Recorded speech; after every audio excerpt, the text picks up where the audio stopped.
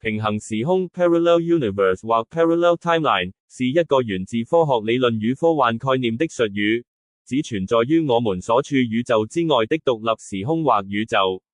不同的理論和文學作品對其定義有所不同，但核心思想是，可能存在多個與我們宇宙同時存在但互不干擾的現實世界。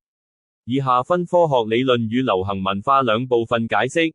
一、科學理論中的平行時空。一、量子力學的多世界詮釋 （Many Worlds Interpretation） 由物理學家 Hugh Everett 提出，認為每當量子系統出現不確定性，例如粒子可能同時處於多種狀態，宇宙會分裂成多個分支，每個分支對應一種可能的結果。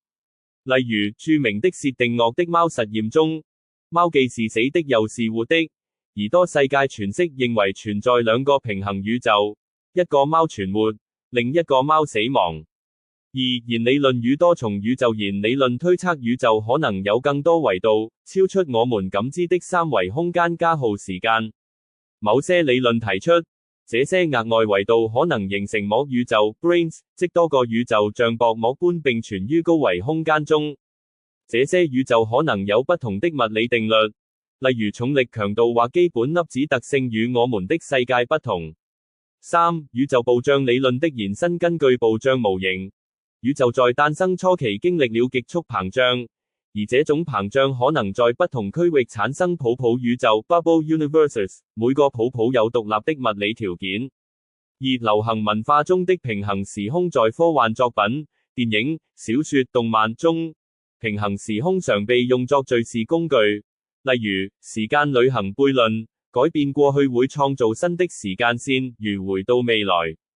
不同選擇的結果，主角進入另一個時空，看到自己人生的另一種可能性，如奇異博士2：失控多重宇宙。跨宇宙冒險，角色在不同宇宙間穿梭，對抗威脅如蜘蛛俠。平行宇宙關鍵區別：科學假說 vs 科幻想象。科學假說中的平行時空是基於數學模型和物理理論的推測，目前尚未被觀測證實。科幻作品則大幅簡化或戲劇化概念，例如角色可隨意穿越時空，或平行世界之間產生互動。常見疑問：平行時空和多元宇宙有區別嗎？多元宇宙 （multiverse） 是更廣泛的術語，包含各種平行宇宙模型。平行時空通常特指與我們時間線相關的分支。人類能進入平行時空嗎？現有科學技術完全無法實現，但科幻中常假設通過蟲洞或量子科技達成。總之，平行時空既是物理學的前沿課題，也是人類對未知的浪漫想象。